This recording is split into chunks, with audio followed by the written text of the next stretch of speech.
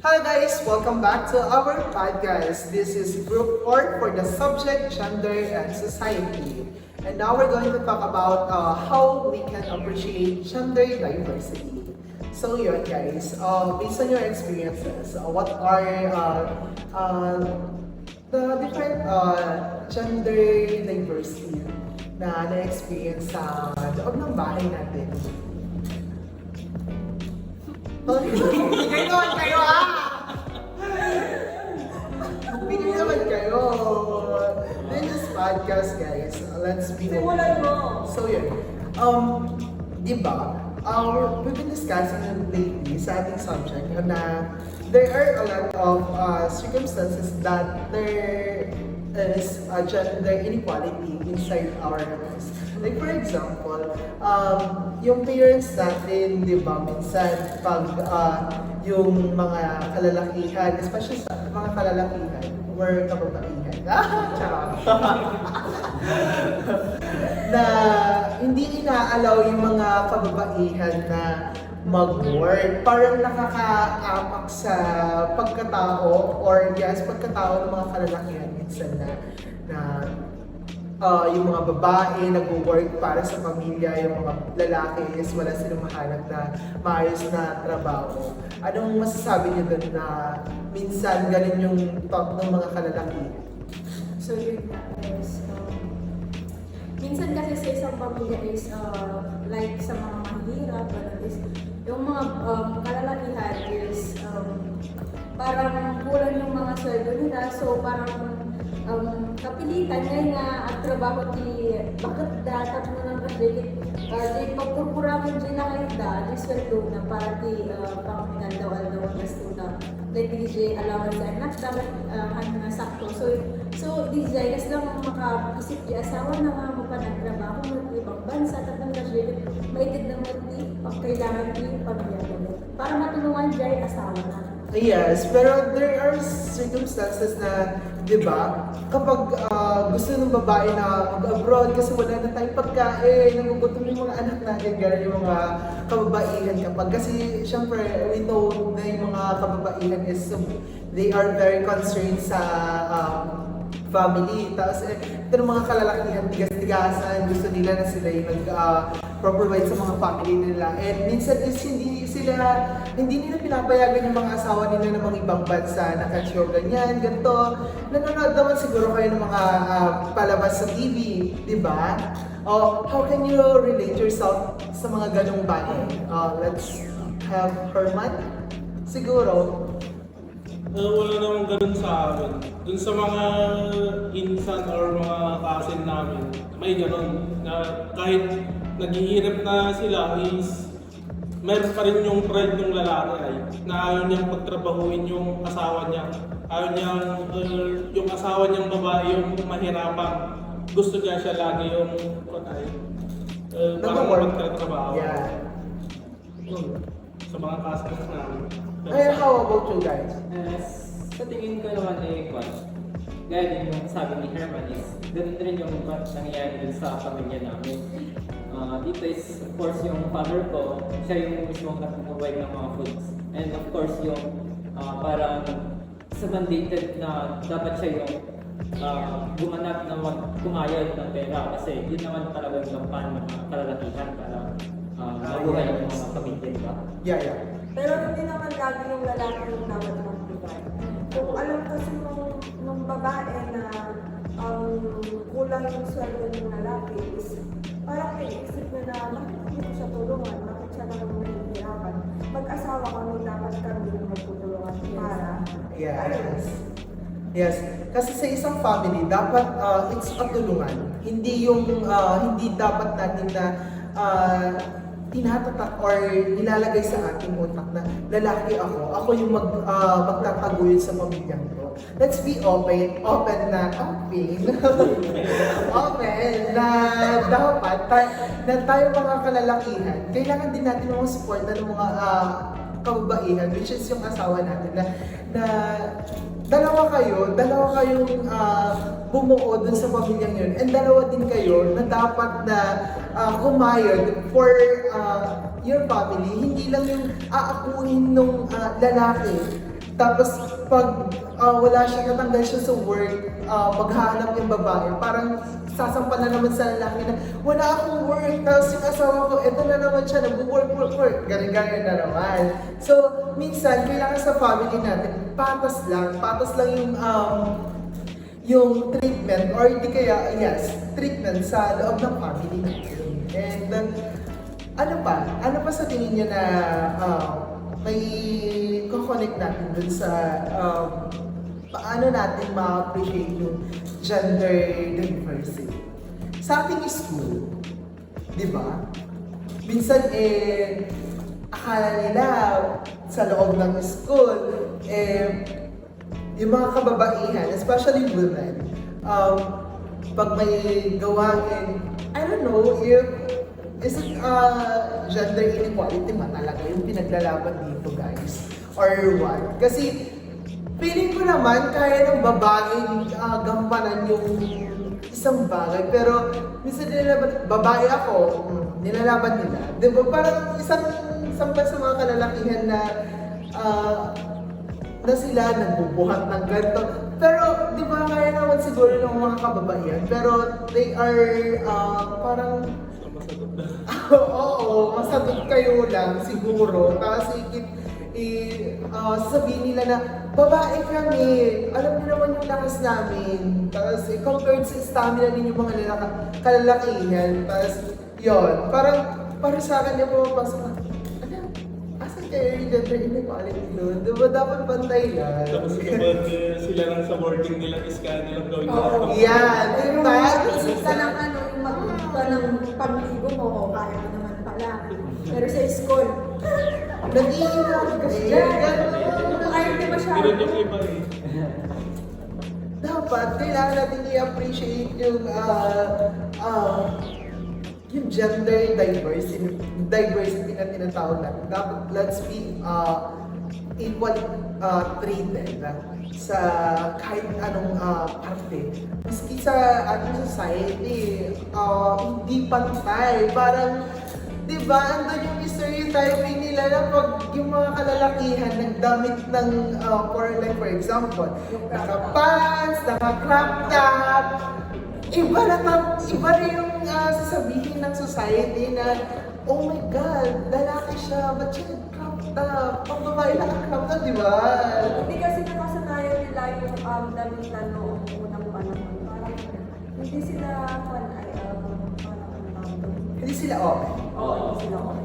Oh, yeah. Diba? Na hindi pansin ng ibang tao na our world is evolving. Hindi na tayo nakatira pa or nakatira or namumuhay nung kopong-kopong na kung saan is napaka-inclusive nila kung ano dapat yung pananamit ng isang lalaki, ganun lang dapat, ganun.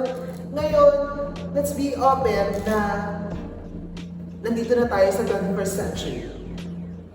Pwede na lahat. Tayong mga kalalakihan, pwede na natin idamit kung ano yung gusto natin na swak sa panlasa natin. Hindi na tayo yung barong lang ako, kayong mga babae, Filipiniana, pa-demure lang. Hindi na yung gano'n. Diba? Free country. Oo. Sa babae nga rin yung nagdadamit din sila ng kanila. Yes! Diba? Ay, hindi lang tomboy, pati yung mga babae.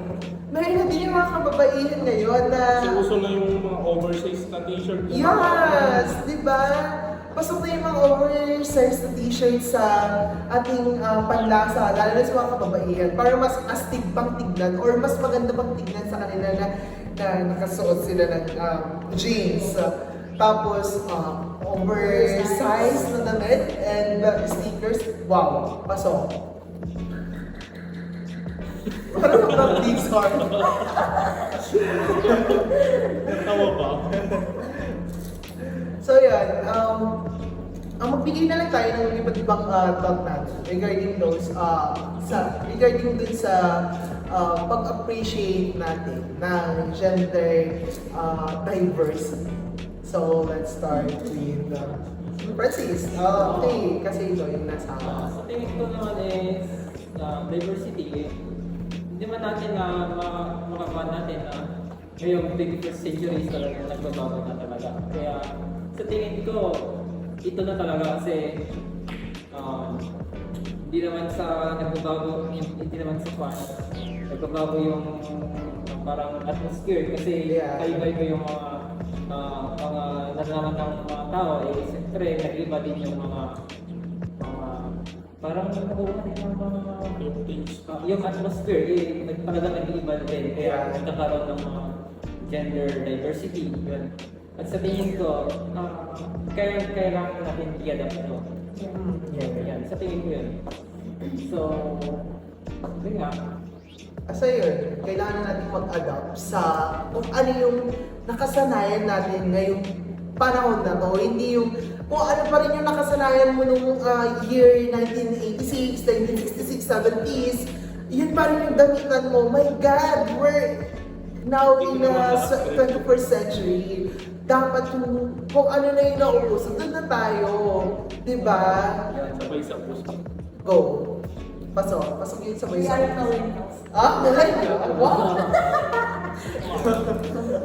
Gen Z ang alam ko. And how about you, Herman? Ano masasabi mo? Ganun din, yung sabay sa uso. Ano yung taste nung isang tao?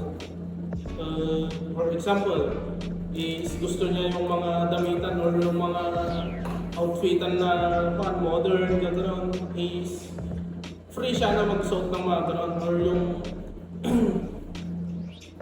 mga bagay na gusto niyang gawin. Wala, parang free country ay na yung gusto niya is gawin niya na wala naman na tayo dun sa old na nakasanayan natin na maraming mga bawal, gano'n. Yeah. Kaya sabay sa uso. Sabay sa Sabay sa uso. Kaya gaya ng sinabi ni Francis. Yes. Sabay-sabay. Sabayan natin kung ano yung makabago. Sabi nga ng mga Gen Z. Or yeah, si Gen Z. Just go with the flow. Sabi lang ganun. So yun, ikaw naman. Ikaw na. Nawawala ka yung Nawawala ko rin yung ngiti sa Joey. Ikaw mo na ate. Go na. Hindi kasi, yung panahon ngayon is, mga puno na ng judgmental dito sa... Yes! So, Hindi na matatanggal sa ating society yung mga taong sakit na sa lipunan. Yes. Tapos ayun nga syempre, kahit may maraming judgmental, bakit kilala mo ba pagkatao mo? Ganun. Kaya nga dapat is, may freedom ka. Huwag mong isipin yung mga sinasabi ng ibang tao, hindi ka naman totoong kilala naman. So, may free ka, may parang gawin mo lang kung ano yung nagpapasaya sa'yo. Yung sarili mo lang din naman yung makakatulong sa'yo, makaka-imagine sa'yo. So, huwag mong isipin kung anong sinasabi ng ibang tao. So, sabi ni Francis kanina is, adapt. Yes. Adapt mo kung ano yung tawag doon. Ngayon, basta yun naman. Nawawala yung isip ko eh. Gusto ko yun, yung part na, yung thought na huwag mong isipin kung ano yung sinasabi ng ibang tao. Gawin mo kung ano yung gusto mo. I like that. Oh, ayun na. Wala ka na magagawa din. Tapos ayun na, nakatingin na ako sa'yo. Sa maging kontrakto. Ay, contractor na lang tayo. Gusto mo maging contractor na lang daw. Sabay sa uso. Para sa akin naman is, babae ka man o lalaki ka is, kung kaya mo gawin yung isang bagay or Ano? Ito yung bagay, isang bagay. Go. maraming din post mo. Hindi pwede! Tuloy. Alam, nawawala yung sa... Sige, ako. Saluhin kita. Gusto ko yung mantra ni Go na Go? Go. It's Princess Joy. Princess Joy Hongbo. You know, I don't know. Gusto ko yung mantra niya. babae siya, pero yung spirit niya as a babae is nag-aapoy. Gusto ko yung ganun, Palaban ba? yun, gusto ko yung aura niya, yung atake ni Gog natin. Diba? Babae siya, pero kung kumilos, nasa kanya yung otoridad. I like that. Na hindi na tayo nandun sa panahon ng patriarch na lalaki, kami lang yung ganto, ganyan. Diba? Gusto ko yun, yung kahit babae ka, lalaki ka, you have the authority to lead. You have the power to lead.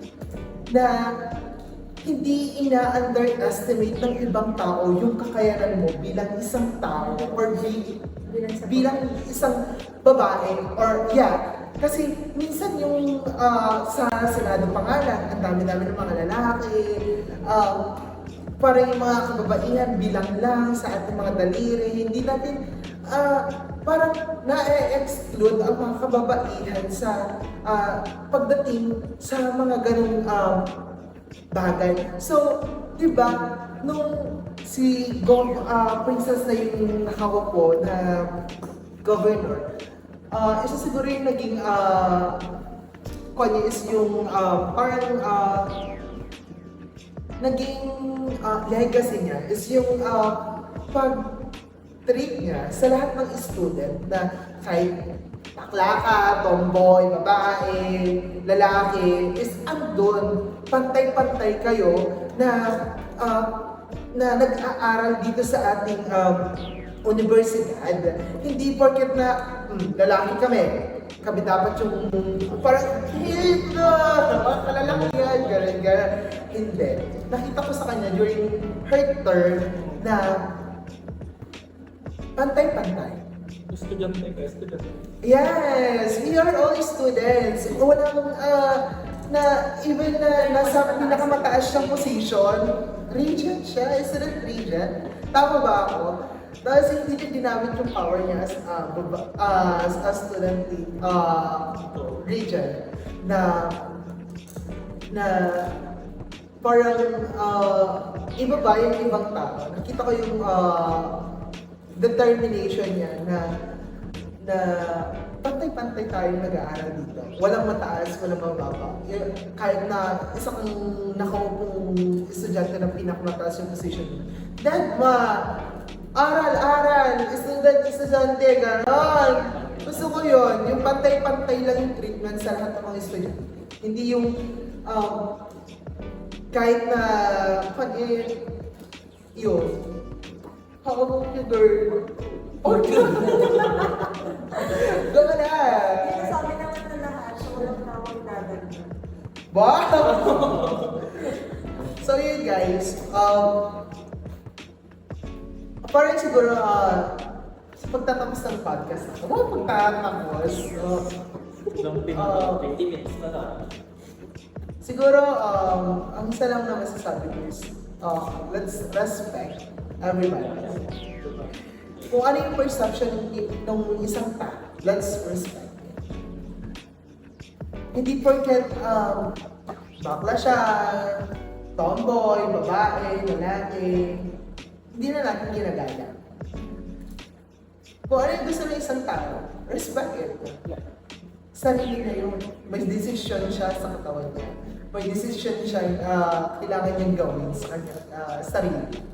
Hindi mo pwedeng diktahan. Yes! Hindi mo pwedeng kontrolin kung ano yung kung ano yung pagkatao or gusto ng isang tao. Diba? Ano bang silbi na we're living here in the Philippines na napaka ng karapatan natin. Malaya tayo. Ay, hindi. Democratic country. Hindi. Philippines nga, akala mo, mga props naman yun ang dito. Mga contractor.